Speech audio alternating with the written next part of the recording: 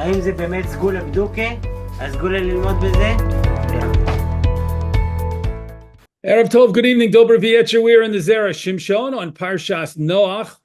We're going to do the first section in Os Gimel, part number 3, section number 3. It's a very long piece, and it also delves into some very deep Kabbalistic recondite ideas. And so we're going to do the first piece of it for tonight. Let's read a very well-known pasuk from Parshas Noach to start off with. As a matter of fact, it's the first pasuk. Eile toldos Noach. These are the generations of Noach. Noach ish tzadik. Noach was a righteous man. Tamim haya b'dorosav. He was perfect in his generation. Es ha'elokim hishalech Noach. With Hashem, Noach walked. Okay, let's dive right into Parshas Noach, Zera Shimshon, Os Gimel, section 3. Midrash, the Midrash says, this is from Bereshis Rabbah. Eile toldos Noach ish tzadik tamim. As you can, that's the pasuk we just read. These are the generations of Noach. Noach was a perfectly righteous man, v'chulei, etc. Hadohu dichsiv. So the Midrash says this pasuk about Noach is referenced or is reflected in a pasuk from Mishlei. Actually, it's going to turn out to be 3 psukim from Mishlei are going to be brought here by the Midrash Rabbah that connect to the opening verse in our parsha. Here's the first one: Ka'avor sufa ve'ein rasha. After the storm passes and there is no wickedness, or there is no wicked person. Zedor hamabel. This pasuk in Mishlei is a reference to the generation of the flood. The storm came, and afterwards there were no more wicked people, no more rishaim. That's a reference to the flood. V'tzadik yisod olam, and the end of that pasuk says, and the righteous one is the foundation of the world, Ze Noach. This is a reference to Noach. Now, that's the first of the 3 psukim. Here comes the second pasuk in Mishlei. These psukim are not in order. As you can see, the first one was from Perek Yud. The next one's from Perek Yud Beis. They're in order, but they're not one after another. Hafoch rishaim ve'enam, the wicked will be overturned and no longer. Zedor hamabel, this is a reference to the generation of the flood. Uveis tzadikim ya'amod, and the house of the righteous will stand. Ze Noach, this is a reference to Noach. So that's the second pasuk that the Midrash Rabbah is pointing to from Sefer Mishlei, and saying this pasuk, even though you might not realize it if you're learning Sefer Mishlei, alludes to the story of the wiping out of the wicked at the time of the Mabul, of the flood, and the continuance and the survival of Noach. Dover Acher, another pasuk or another idea, another concept from Mishlei. Beis Rishaim Yishamed, the house of the wicked will be destroyed. Zedor Hamabul, this alludes to the generation of the flood. Ve'ohel Yisharim Yafriach, and the tent of the upright will flourish. Ze Noach, this is a reference to Noach. Ad kan Lishono, until here is a quote from the Midrash Rabbah. So, on the simplest level, the Midrash Rabbah found 3 psukim, or brought 3 psukim, I should say, from Sefer Mishlei, all of which seem to have the theme of the wicked being destroyed and the righteous surviving, and brought those psukim to say the wicked, the Rishayim being destroyed, that refers to the Dor Hamabul, the generation that was wiped out in the flood, and the righteous surviving, that refers to Noach. Now let's see what the Zera Shimshon says. Tzorech Iyun. This excerpt from the Midrash Rabbah requires analysis. Demai komash molon. What is it coming to teach us? Umay itzterichu elu shlosha hapsukim. And what is the need for these 3 psukim? Umahu davar acher. And what did the Medrash mean when it said davar acher, another idea, as if it was introducing a new concept, a different concept, almost a conflicting idea, when it brought in Beis Rishaim, the pasuk about Beis Rishaim. Umay shna, what was different? Sheba pasuk zeh, about the third pasuk, Aser davar acher. Also, what difference did the third pasuk make? Davar acher, that it said it's another thing, it's another idea, it's another concept. From our perspective, the three psukim seem to all state a very similar theme, as we mentioned. And so, what did it mean with the third pasuk by introducing it and saying davar acher, a new idea, different approach? So that's the third question. Again, the three questions. The first question is, what is this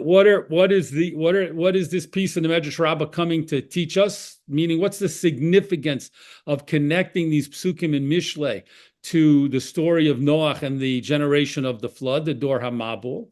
Why do we need all three psukim? You could hypothetically, the Medrash Rabbah could have brought one pasuk, let's say the first one, and had made its point that there's a connection between sefer Mishlei and Parshas Noach, and why did it need to bring all three psukim? And then the third question, which is the most specific question in terms of the text itself of the Medrash Rabbah, in terms of the language of the Medrash Rabbah, almost a technical question. Why did it use the phrase davar acher, another thing is being introduced here, when the third pasuk seems to be right in line with the first two psukim? So those are the questions. Obviously, we're not going to be able to answer all three of those questions tonight, but we'll see what the Zera Shimshon, how he wants to deal with the issues that he's raised in this first part of the section that we're going to do. Next paragraph, V'nireh lomar, it would appear to say, Shehamedrash bo litain tam l'shevach. The Medrash is coming to give a good reason, Lama hutzrich binyan hateva. Why was the building of the ark necessary? Top of the next column. Shaharei, behold, hayochol hakodesh baruch hu lahatzil es Noach. Hashem certainly would have been able to save Noach be'inyan acher, in a different way. Right? Hashem could have saved Noach without commanding Noach to build a teva. There would have been other ways to save him. One of the suggested or proposed other ways to save Noach was to have had Noach and his family go to Eretz Yisrael, where Chazal tell us the flood did not inundate the land, and Noach could have survived there without having to build the teva. So why did Noach need to build the teva? The Zera Shimshon says is a very fundamental and important question. Umishum hachi, because this was the question that the Medrash Rabbah was focused on. Hevi batachila hapasuk, it brought at first, as the first pasuk, ka'avor sufo, when the storm passes, v'chule, etc. V'darash zeh hapasuk al dor hamabul, and it interpreted this pasuk as reflecting the generation of the flood. Lefi shehapsukim shelefonov, because the psukim that preceded that pasuk, meaning the Medrash Rabbah started with the pasuk of Kavor Sufa, but really had looked carefully at the psukim before that pasuk that came previously in Sefer Mishlei. Romzim al chetz haznus, and it saw that those psukim allude, at least some of those psukim allude to the sin of sexual impropriety, of sexual immorality, to znus. Kemosha hayachote oso hador, as we know from Chazal, that generation was heavily involved in promiscuity, in those types of sexual sins and transgressions. So the Zera Shimshon, as he often does, is giving us pieces of information to begin to put together ideas that then he will use to circle back and answer his questions. In this first paragraph here, he's saying that the Medrash Rabbah was concerned about the fundamental question of why did Hashem choose to have Noach build an ark, a teva, in order to save himself and his family? Why was that the method that Hashem chose? And then he says that the Medrash Rabbah, in order to answer that question, focused on Sefer Mishlei and the psukim that came before the three psukim that we have seen, that talked about the issue of znus, of sexual immorality, and that was the tip-off, so to speak. That was the indication that the Dor HaMabul, the generation of the flood, was being discussed, because they were very involved in those types of averos, those types of sins, and that led to the introduction of the psukim that the Medrash Rabbah did bring, and the pointing out that they were references to the Dor HaMabul and to Noach. Next paragraph, V'zehu, and this is, for example, one of those psukim from Mishlei, an earlier pasuk. Kischok lichsil asos zima. It is like sport or like entertainment, lichsil, for a fool, asos zima, to do promiscuity.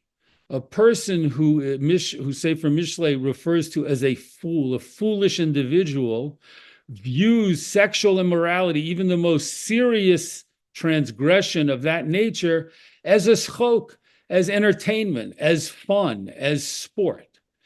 Zeh Dor HaMabul. This certainly refers to the generation of the flood.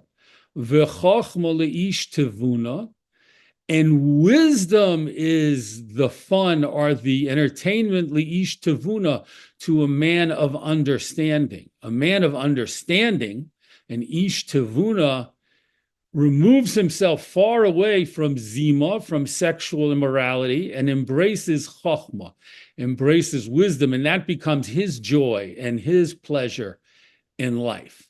Zeh Noach, this is a reference to Noach, shenikra ish, who is referred to as a man, zochel lebina, and he merited bina, understanding. So Noach ish tzaddik, we saw right in our pasuk in Parshas Noach. Noach is referred to as an ish, a man, and we see the pasuk in Mishlei says leish tevuna, to a man of understanding. So that tells us that Noach was merited to be a person who embraced chokhmah and became an ish tevuna, a man of understanding. The Omru Zichronim Livracha, as Chazal teach us, Vayiven Noach, and Noach built, v'chule, etc. Shehakodesh Baruch Hu nosan lo chokhmah. Hashem gave him wisdom. Dahainu chokhmas Torah. This is the wisdom of the Torah.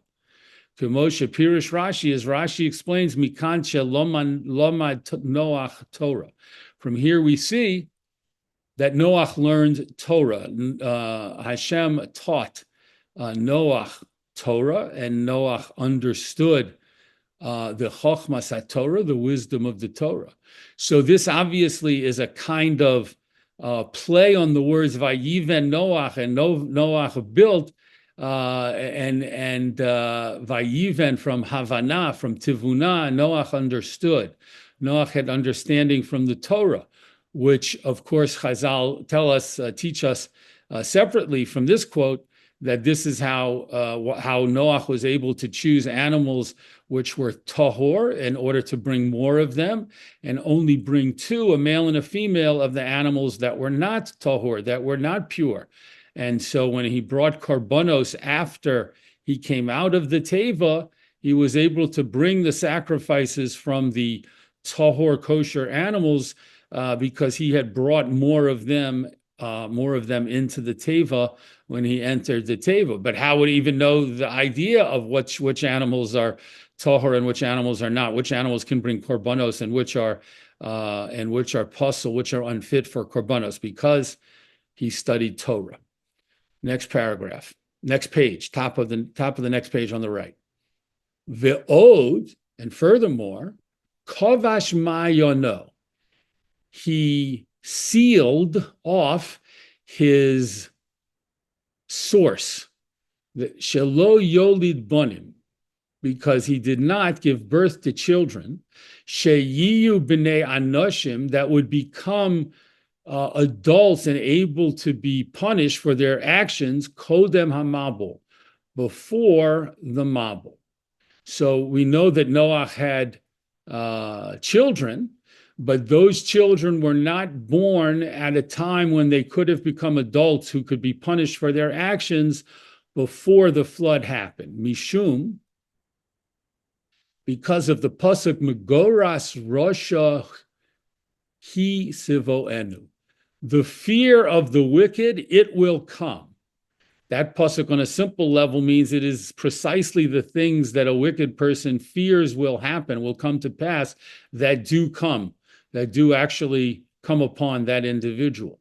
But here, the Zera Shimshon is giving it a different meaning, as we'll see right now. Klomar, this means to say, She'avhu atzmo parash me'ishto. Noach himself separated from his wife. It wasn't just based on Hashem's instructions. Noach himself separated from his wife. K'moshe kasavnu lamala, as Zera Shimshon has written previously, Sofa Parsha Kodemis, at the end of Parshas Bereshis, the previous Parsha. Why did Noach separate from his wife? Mipachad shelo yolid ben Rasha. He was afraid and he wanted to make sure that he wouldn't bring a wicked son into the world. Ella, but v'sava tzadikim yitain. The desire of the wicked, Hashem will grant. Sheholid bonim tzadikim. Hashem allowed Noach to bring forth righteous children. Ume'ata, and from now that we see that there were psukim and mishlei before the three psukim that the Medrash Rabbah introduced us to, that talked about, that gave us clear indications about Noach and the Dor Hamabul.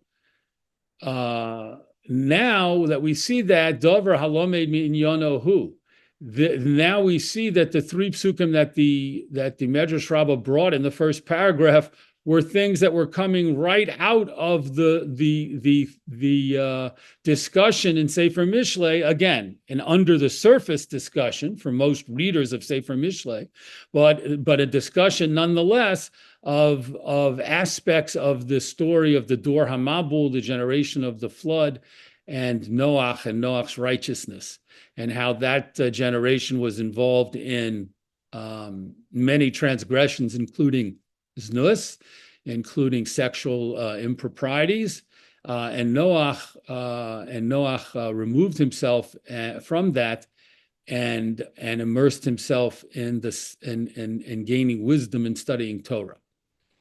Lomar ka'avor sufa ve'ein rasha.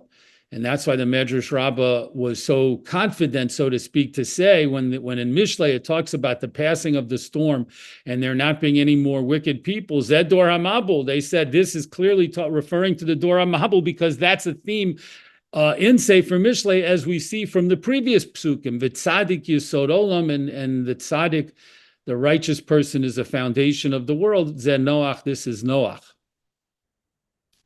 Next paragraph.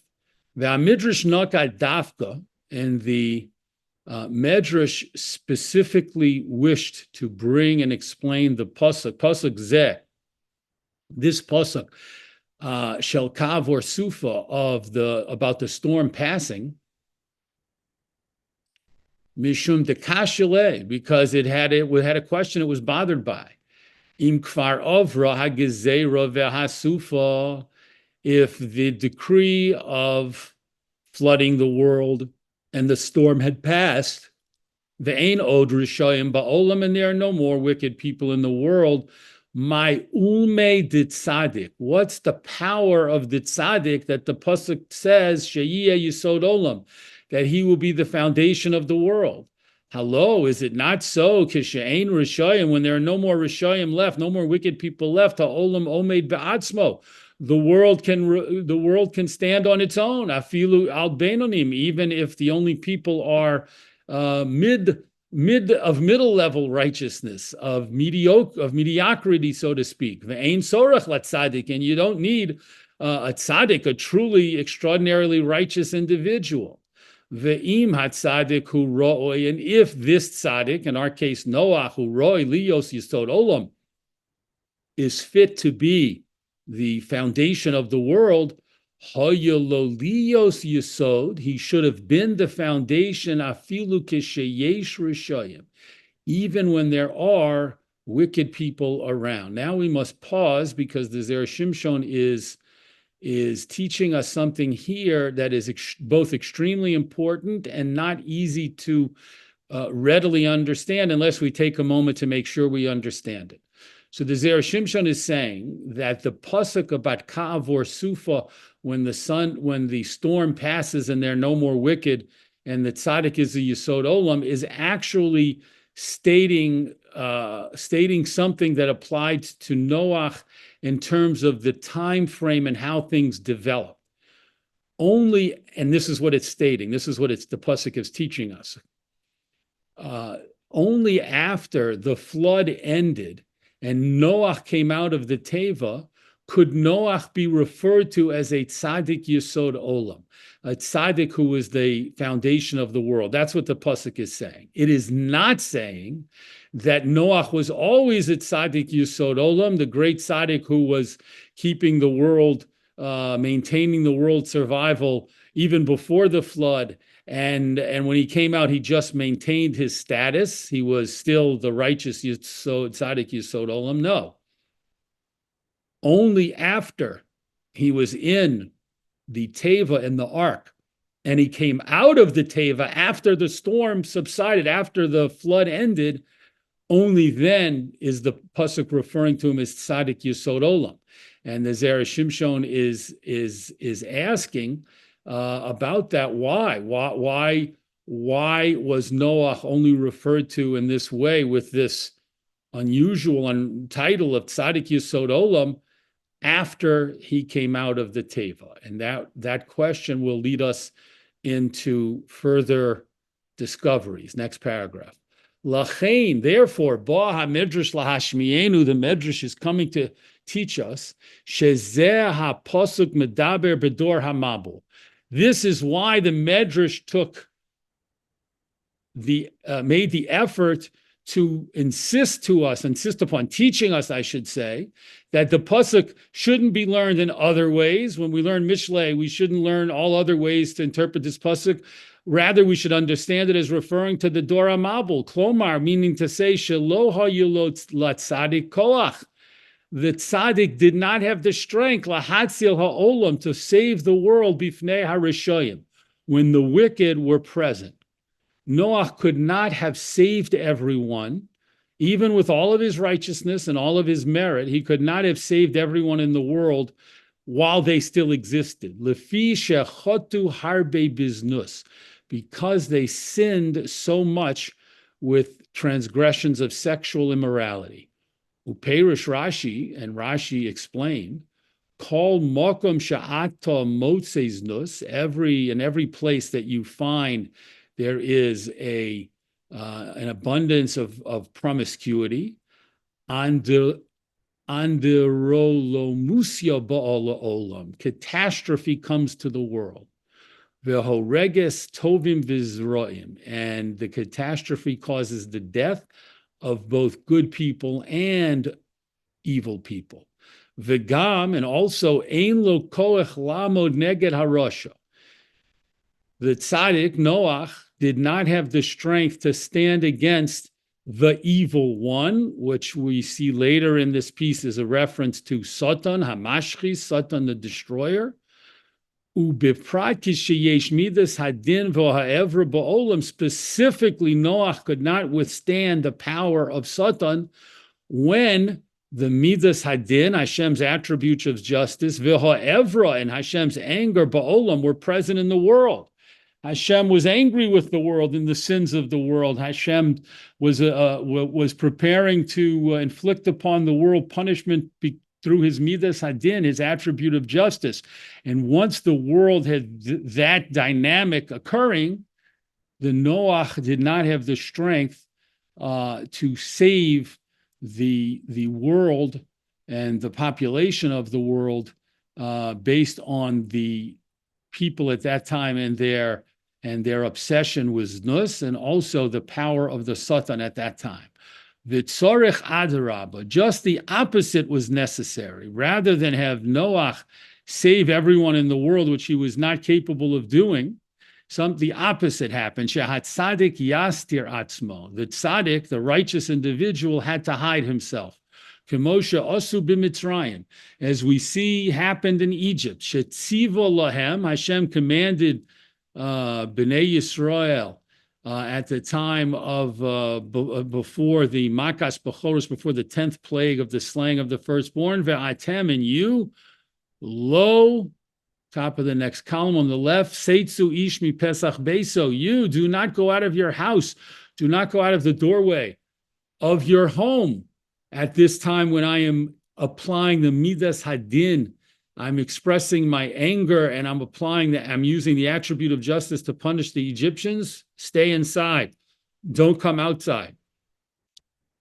V'hachinami amrinon, and so too we say in a Gemara and Baba Kama, Dever Ba'ir, if there is a plague in afflicting a city, Kenos Raglecha, gather in your feet, meaning stay inside, stay at home. V'chavor Sufa, and when the storm passes, the Hainu Kishenigmar Hadin Barishoyim, this means after justice has been executed upon the wicked, Nire Shahayu Yisod Olam Af Kodem.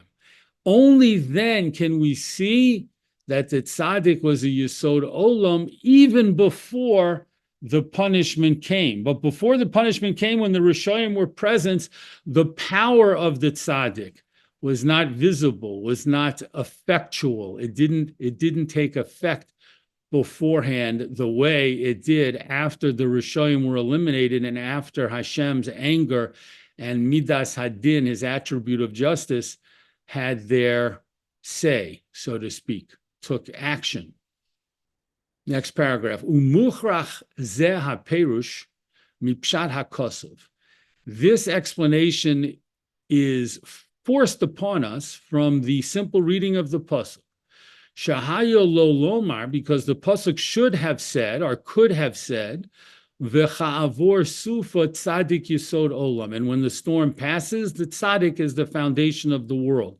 That's what the pasuk could have said. Shekishe avra ha'sufa, once the storm passes, pshita she'ein rasha. We know that there is no more wickedness. Umahu hakefel. So what is this double language about? When the storm passes and the wicked are no more, then the tzaddik is a yisod olam. Why did the pasuk have to use that double expression? Elavadai, but definitely sheromez la'inyan hamabul dafka. We must say that the pasuk is alluding to the flood.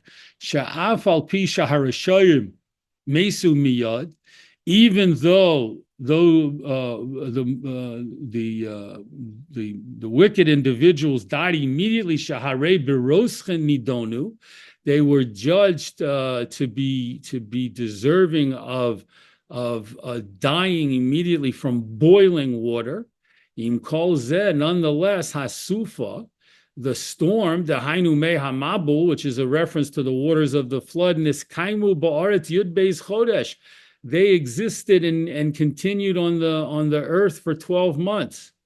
Ve'od hayu miskaimim biyoser, and they would have lasted longer. Ilav mishum vayizkor Elokim es Noach, if not that Hashem had remembered Noach, as the pasuk says. V'shapir muchach shehat tzadik yisod olam, and this therefore teaches us clearly that tzadik yisod olam, that the tzaddik was a foundation of the world. Elishet tzidkoso loho ilo lo olam kodem asufa. But Noach's righteousness did not help the world before the storm. Lefi shahaya harasha, because the evil one, the Satan, the Hainu Hamashris, who is the destroyer, was there. Rak dafka keshe'ein rasha, only afterwards, when there was no more wickedness, the wicked people had been eliminated, and the power of the Satan to control the environment, so to speak, had been removed. She'ovar harogez because then Hashem's anger had passed, Vachamas hamelech shachacha, and the anger of the king subsided, as we recognize that pasuk from Megillas Esther. So the Zera Shimshon is teaching us fascinating insights here, and telling us that there are times when a tzaddik has the power, has the ability to save others, and then there are times when the tzaddik does not have that power. And Noach, who was in fact a tzaddik yisod olam, a foundational tzaddik, a tzaddik who could have maintained the world just through his own righteousness, his incredible spirituality, his incredible spiritual level. However, because Hashem was so angry with the world, and because of the abundance of znus, the people of the world, their obsessions and inextricable connections to sexual immorality, this brought out Hashem's midas hadin, his anger and his attribute of justice, which allowed the Satan to control things. And only after that, after the storms passed, then did Noach's power of tzaddik yisod olam come to the fore and express itself, but not before that. Next paragraph. V'od yesh lomar, and we can also say, v'cha'avor sufa lahachris harashoyim. After the storm passed that destroyed the wicked, v'zeh goram shehutrach Noach lihisager bateva. The storm that came, the flood that came to wipe out the Rishoyim is the phenomenon that caused Noach to close himself in the ark. Mishum hachi hayi tzaddik yisod olam. And because of this, he was referred to afterwards as the tzaddik who was the foundation of the world. The Amrinon Bazohar, as we state in the Zohar, Reish Parshas Toldos Noach, at the beginning in the Zohar, at the beginning of Parshas Noach, V'zeh Lishono, here's a quote from the Zohar. Af hacha, even here, Noach lo apik toladin lemifrei ba'alma ad'ol bateva. Noach was not able to bring generations into the world that could flourish and live and survive in the world until he went into the teva. The iskanish kolaba, and everyone entered the ark. V'havu genizin ba, and they were all stored there, so to speak. They needed to be stored and put away in the teva, in the ark, and experience that experience while the Rishoyim were destroyed. Ulevaser mina nafaku lemifrei ba'alma. Only after this could they come out and have future generations and flourish in the world. Ule iskayomo be'ara, and continue to survive in the earth, on earth. Ve'ilmole dinefaku migoteva, and had they not gone in and then come out of the ark, lo yiskaimu ba'alma, they would not have been able to survive in the world, to continue to exist in the world. Ad kan lishono, until here is a quote from the Zohar. So this excerpt from the Zohar encapsulates exactly the idea that the Zera Shimshon has been hinting to and developing and talking about, which is that the fact that that Hashem told Noach to build the teva and to go into the teva in order to survive the flood wasn't just because he needed some way to survive the flood, and so he had to have a really big boat, which is the way we often, generally understand the story. He needed a big boat to save himself, his family, and all of the animals. There was much more to it than that on a deeper level. And that's what the Zohar is teaching us. Noach and his family could only be enabled, could only have the capacity and the ability to survive in the world and bring new children and new generations in the world and carry on mankind's destiny after the flood if they were gonus, if they were stored away and sealed up, and the darkness of the teva and in the isolation of the teva during the mabul. That's why it was necessary for Noach to build a teva. Continuing in the next page. Ulefi shehu inyon bilti muvon, and because this is an idea that is difficult, almost impossible to understand. It's not easily understood why the Noach and his family needed to be put away into Geniza, so to speak, almost buried and isolated in the teva and the ark. It's not readily understood why that was necessary. Lama dafka be'inyan zeh shel skiras hateva. Why only through this being closed up in the ark could the world continue to exist with people, with human beings after the flood, v'lo be'inyan acher, and not any other way. Mishum hachi hamedrash hevi apasuk ha'acher. Because of that, the Medrash brings the other pasuk where it says davar acher, another thing. Hafoch rishayim ve'enam, the wicked will be overturned and will no longer be there. Zed dor hamabul, this is the generation of the flood. Uveis tzadikim yamod, and the house of the righteous will stand. I'm sorry, I said this was the third pasuk. I believe this is the second pasuk. Zed Noach, this is a reference to Noach. Shekosav Zera Berach, the commentary Zera Berach writes, Chelik Aleph, in the first section of Parsha Zo on Parshas Noach, Shebe'anshe Dor Hamabul, the people of the generation of the flood, Hayu Bohem Anoshim Chachomim V'Tzadikim. There were among them very wise, righteous individuals. We think of the generation of the flood as completely evil, with people who were never wise and never righteous. And we're learning from the sefer Zera Berach that there were wise, righteous, worthy individuals, v'nikru'u b'nei ha'elokim, and they're referred to in the Torah as the sons of Hashem. V'achar kach, and afterwards, kishabo el benos ha'adam, when they had relations with the daughters of man, meaning instead of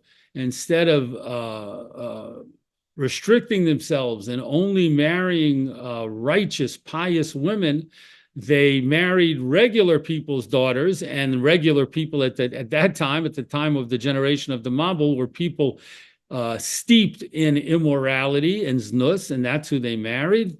Hayu giborim, then they were great and mighty, lahachis yotzram, to cause anger to Hashem, whereas before they were spiritually mighty to follow Hashem. They reduced themselves to the level of being mighty only in the sense of angering Hashem. V'hoyu tohim al harishonos, and they regretted their early righteous actions. So that point is something we need to bring in from Chazal, where Chazal teach us that if a person does a mitzvah and then regrets the mitzvah, then they lose the merit of the mitzvah. It's very important, just as an aside, that if we ever do a good thing, not to feel badly about it. Perhaps we invite people over, we invite company, let's say, to join us for a Shabbos meal or a Yontif meal, and then a week or two later, when the Shabbos or the Yontif comes, we might think, oh, I've had such a busy week, oh, it was so hard to go shopping, I'm so upset with myself that I invited the people. Don't ever try never to do that. We should never regret a mitzvah that we have done or that we're planning to do. And that's these people had done many mitzvos, were wise and righteous, and then they changed their lifestyles completely, became wicked enough to anger Hashem profoundly, and regretted all of the good things they had done previously. One more paragraph before we close. V'noda, it is well known, mashikosav ha'ari, what the Ari HaKadosh, the great Kabbalist, the great Makubal, it's known what he wrote. We've mentioned before, when the Zera Shimshon uses the word noda, it's known. He doesn't mean everyone knows. He means the Mekubalim know. It's known by those who study the Zohar and study Kabbalah. what the Ari HaKadosh wrote. Rasha ibed sivro v'sochalto berov avonosov. When a wicked person is so wicked that he loses his ability to reason and find his purpose in this world because of his multitude of sins, he becomes so evil and devoid of goodness that he will not merit to experience the revival of the dead and at the end of times, the Sechias HaMesim. Oz HaMitzvos Asher also then, in such a situation, the mitzvos that he did, nitonim le'ezet tzadik, are given to a different righteous, to another person who's a righteous individual. We might think that a person who does mitzvos can never lose those merits. So the Ari teaches us that that's generally true, and we hope it's true for everyone. But in fact, a person can become so wicked that they lose the privilege, to be experience Techias HaMesim, the resurrection of the dead at the end of time, and their wickedness is so extreme that their merits from the mitzvos that person did observe, did fulfill, those merits go to a righteous person. However, if the wicked person has not yet sinned and transgressed so profoundly, so after he is judged and receives his punishments, he still will merit the Tchias HaMesim, oz maaseh hamitzvos shelo, then the actions of mitzvos that he did, nignozin, they are stored away for him for the future. And he doesn't lose the merit of those mitzvos as long as he can retain the capacity of experiencing Techias HaMesim and be saved, so to speak, and not have reached such a terribly low level of iniquity, of sin and wickedness that the person, even after being judged and punished, won't merit Techias HaMesim at the end of times. We're going to stop here. The Zera Shimshon has introduced us to very deep, very fascinating ideas in the section that we did. And of course, we haven't fully answered all of the things that the Zera Shimshon, all of the questions and all of the issues that he wanted to discuss. We've only done the first part of a very long piece. But we can already see new insights into the story of Noach and what it means to be a tzaddik and why he had to be isolated in the teva with his family in order to be able to come out and allow his righteousness to then express itself and bring about a new flourishing of mankind, whereas he would not have been able to do that had he not had the experience of the teva. Yashar Koch to everyone who joined in the learning with us tonight. We look forward, God willing, to learning together in the Zera Shimshon next week.